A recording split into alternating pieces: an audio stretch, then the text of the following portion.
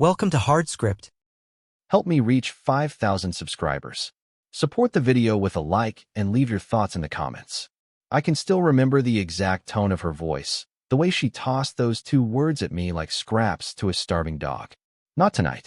At first, I told myself it was stress, work, fatigue, normal phases every couple goes through. But weeks turned into months, and the answer never changed. Not tonight. Always with that little smirk, like she enjoyed watching me retreat. And the night I finally stopped trying, she looked right at me and smiled. See, this is how it should be. That was the moment something inside me shifted. Not broken, not shattered, something colder, something final. I didn't argue. I didn't ask her to explain. I simply looked at her, memorized the curve of her smile, and quietly began planning my exit. Because when a woman teaches you to live without her, she doesn't realize you'll eventually learn too well. Her name was Jessica. We'd been married almost 7 years. She used to be affectionate, almost clingy. Couldn't keep her hands off me. But somewhere along the line, she flipped the script. Affection became a chore, intimacy a negotiation, and I was treated like a burden for daring to want closeness with my own wife.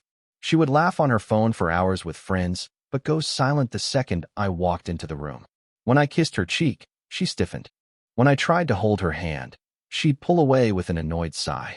And when I confronted her gently, asking what had changed, she rolled her eyes and muttered that I was too needy. So I stopped. No more late-night attempts.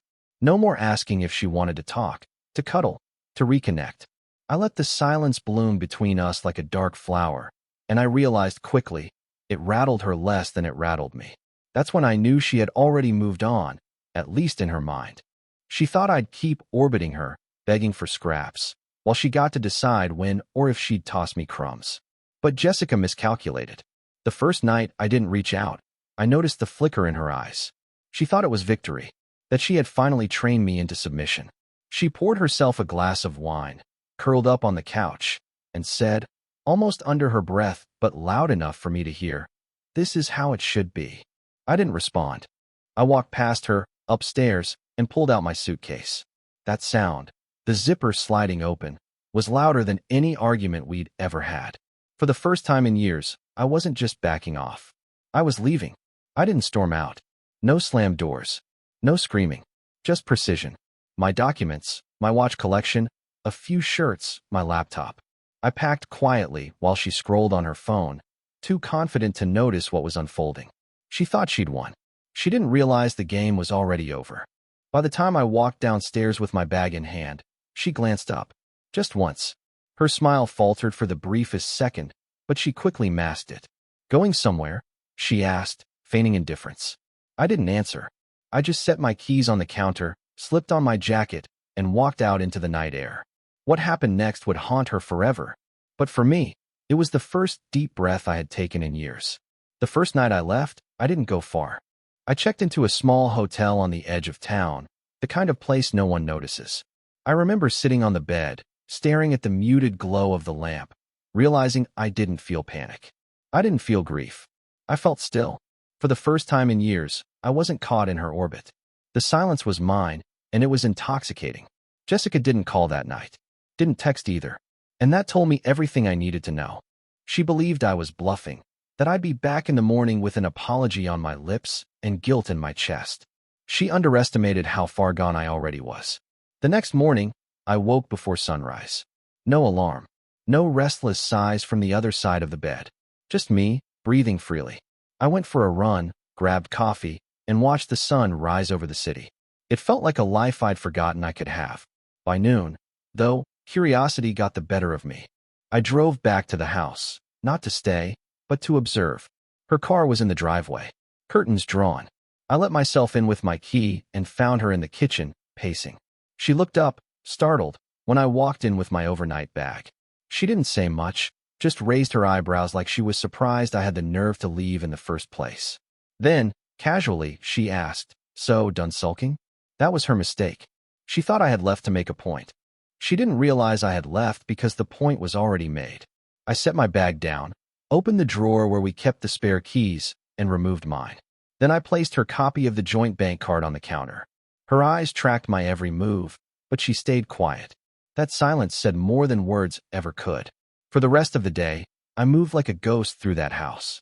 No arguments, no explanations. I pulled clothes from closets, boxed up my documents, collected what was mine without hesitation.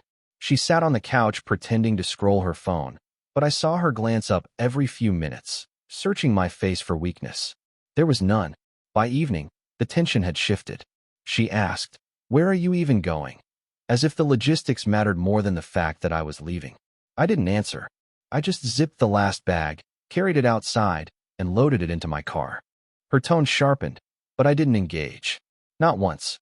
That night, back at the hotel, I stared at my phone. Still no messages. No calls. She was playing her usual game, distance as punishment. But this time, it wasn't working. She thought silence was her weapon. She had no idea it had just become mine. And the longer she waited for me to crawl back, the more she began to realize she'd lost control. The second night away, my phone finally buzzed. One message. Just 3 words. "Are you okay?" It wasn't concern. It was curiosity. Jessica wasn't worried about me. She was worried about losing her grip. I didn't answer. I left the phone face down on the nightstand and went back to my book. For the first time in years, I felt in control of my own silence. By the 3rd day, the tone of her messages changed. "We need to talk. You're overreacting." Then, late at night, "Come home." I stared at those words, the same way I used to stare at her back, turned to me in bed. Empty. Hollow. Nothing behind them but arrogance. I didn't reply. I let her feel what it was like when I stopped orbiting around her needs. That weekend, I returned to the house, not to reconcile, but to collect the rest of my things.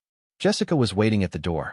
She wore a silk robe, her hair done, makeup lightly brushed on, like she thought presentation could undo what she'd spent months destroying.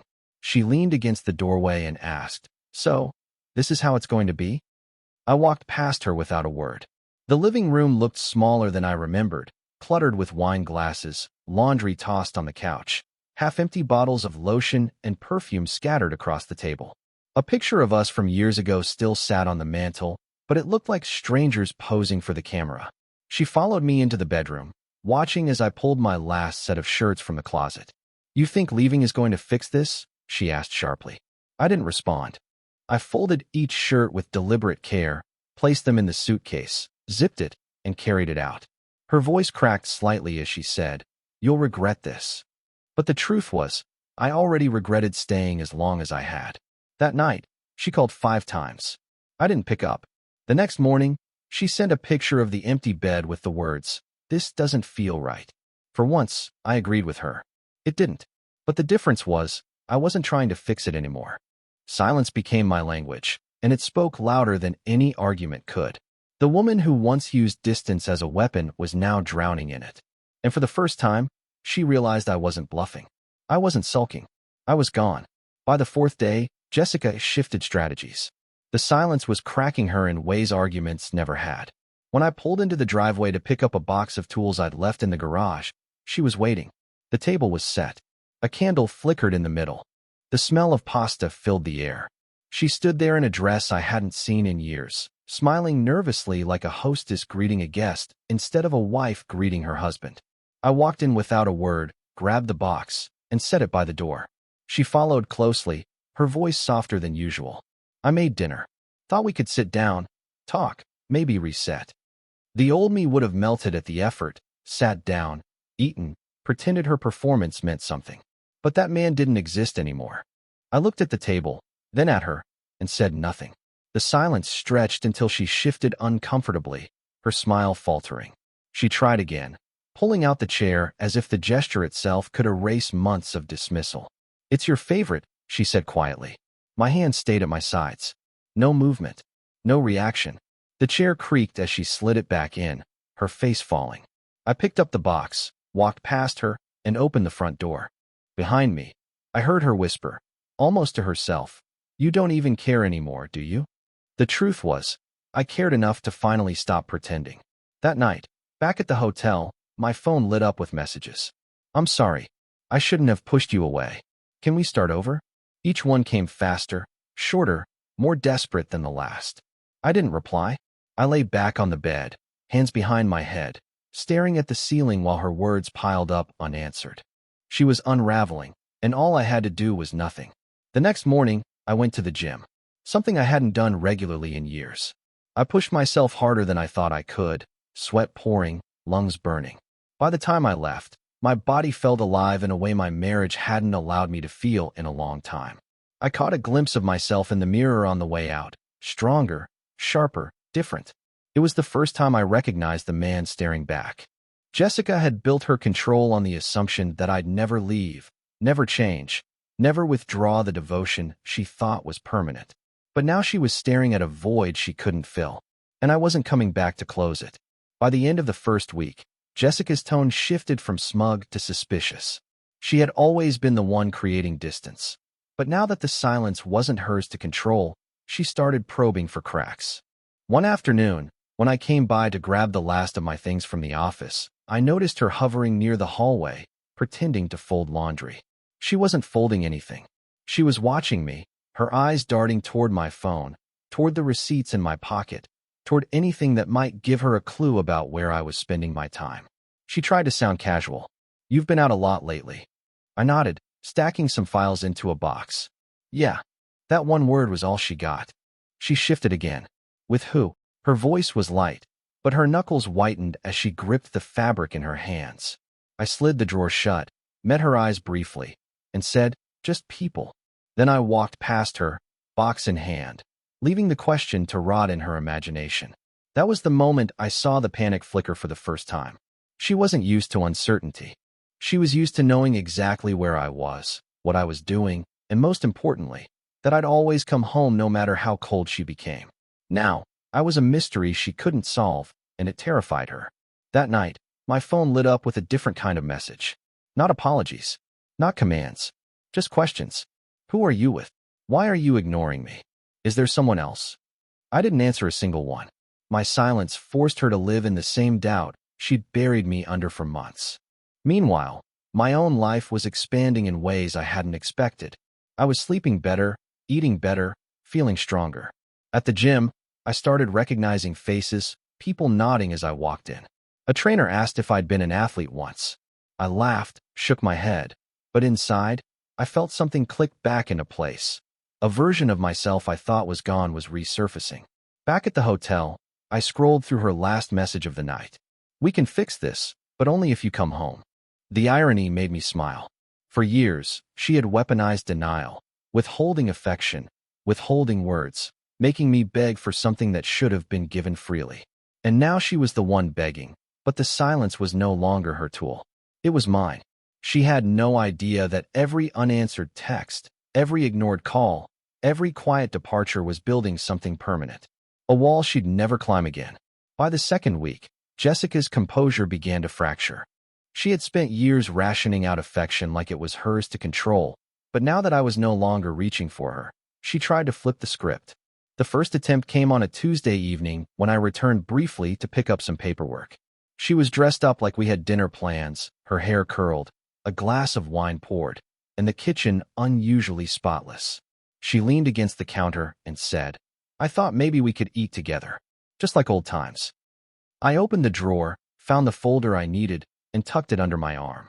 She waited, smiling too brightly, as though the effort alone was supposed to undo months of neglect. I glanced at the table, then at her, and said nothing. I walked out with the folder, the door clicking shut behind me. I knew she was still standing there, glass in hand, wondering how her game had slipped so far out of her control. That night, the messages came fast. "I made your favorite. You didn't even notice the effort. Do you even care anymore?" I didn't answer. Silence was the only reply she deserved. 2 days later, she tried again. This time, she baked a cake, something she hadn't done since the early years of our marriage. When I came by, the scent filled the air. She pointed to it proudly, her voice almost pleading. "Remember how much you used to love this?" I nodded once, set down a bag of tools I came to collect, and walked past her. The knife slipped slightly in her hand as she cut a slice, and for the first time, she looked nervous. She had always believed indifference made her powerful.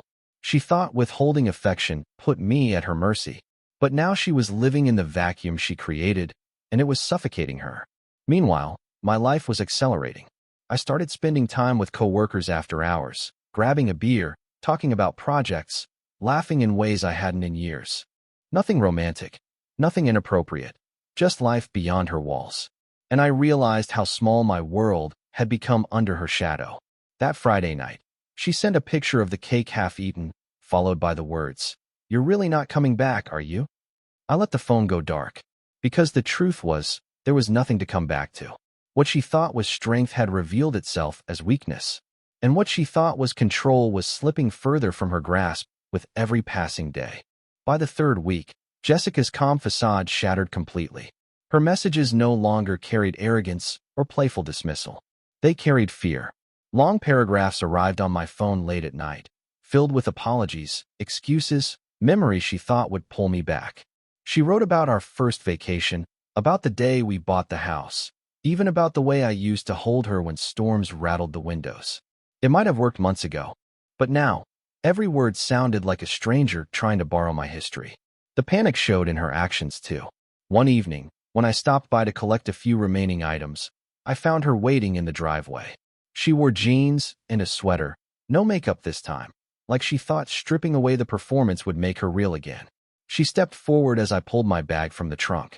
"You're scaring me," she said quietly. I met her eyes, calm, steady, and walked past her into the house. Inside, I noticed the little details. A framed photo of us turned face down. A pile of unopened mail stacked messily on the counter. Her wine glasses left untouched. The silence of that house was no longer mine. It was hers, heavy and suffocating. She followed me room to room, her voice trembling now. "Just tell me what you need. Tell me how to fix this." I zipped the last suitcase, slung it over my shoulder, and left without a word. That night, she called 11 times in a row. I watched the phone buzz on the nightstand of the hotel room, each ring sounding more frantic than the last. I didn't answer. Instead, I opened my laptop and applied for a new apartment across town. By morning, I had signed the lease. The transformation in my own life was undeniable. My mornings started with the gym. My evenings were filled with laughter over drinks with people who actually wanted my company. My energy shifted. I carried myself differently. For the first time in years, I felt like I was living for myself, not orbiting someone else's moods. Jessica, on the other hand, was unraveling. Friends started reaching out. Mutual acquaintances who noticed her cryptic posts online, vague quotes about regret, and losing what you didn't appreciate until it's gone. She was broadcasting her collapse for the world to see. And that was the part that haunted her most. Not that I had left quietly, not even that I had stopped loving her. What haunted her was that the man she believed would never walk away had vanished without raising his voice, and she had no idea how to get him back. By the time the fourth week began, I knew it was time to cut the final threads. For years, Jessica had depended on me to keep our lives running. Bills, savings, groceries, even the little details she never bothered to think about. She had called herself independent, but she had no idea how much of her comfort was built on my quiet work. So I started dismantling it, piece by piece, not out of spite, but out of clarity.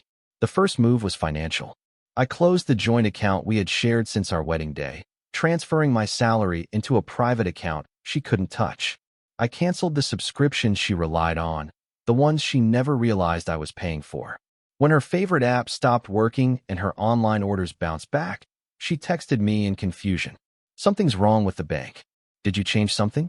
I didn't reply. Next, I collected the spare credit card she used for groceries, gas, and dinners out with friends. I left it on the counter with the account already deactivated. The look on her face when she realized it no longer worked wasn't anger, it was fear. She had built her control on the idea that I would always provide, no matter how cold she became. Now, she was discovering what life without my effort actually felt like. I also changed the locks on my new apartment and redirected all important mail. The house we once shared became nothing more than her cage, filled with memories she had poisoned. When she called asking if I'd taken the documents from the safe, I let the phone ring. She didn't need answers. She needed to feel the emptiness she had spent years creating. Meanwhile, my life was stabilizing. My evenings were filled with peace, my mornings with focus. I had a new routine, a new space, and even new ambitions I hadn't thought about in years. It wasn't about replacing her.